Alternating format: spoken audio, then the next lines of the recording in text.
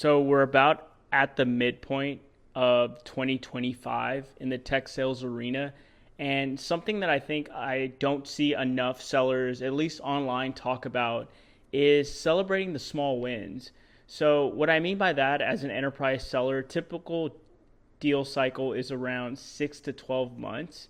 So you probably think, Anthony, how are you able to stay sane? How are you able to feel like you're moving towards that goal line, towards that touchdown end zone area with the deal? I wish I had a more clear answer for you, but you really don't know, because a lot of things can change within the year. But a good way to measure, at least that you're on the right track, is to be able to celebrate the small wins within an account, within an opportunity. What does that look like? Well, typically that looks like being able to get in contact with a stakeholder within the account that you've been targeting for the past 2 months, and they've been invited to a whiteboard session with you and your team. That's a small win. While that doesn't get you the PO or the order form in, that's an area where you're making progress within the account, within the opportunity, that you can show to leadership that there is progress. That is a first down in a football analogy. So I think it's important to also celebrate these small wins when you're getting more use cases from a customer. They're telling you of areas that you didn't think where your solution could fit, and they're offering up suggestions and ideas. That's a really good area and a green flag when you're getting that level of collaboration with different teams, different segments of the business. Those are all small wins.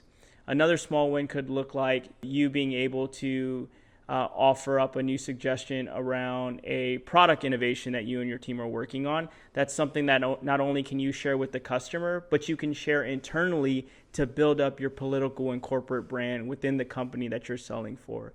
It doesn't take but maybe a minute long to use or draft up a short, brief blurb about what you've done within the opportunity, within the account, to CC your product team, maybe reach out to one of the key architects within the platform at your company to just showcase, hey, this is what I'm hearing, this is the proper feedback, we're on the right track.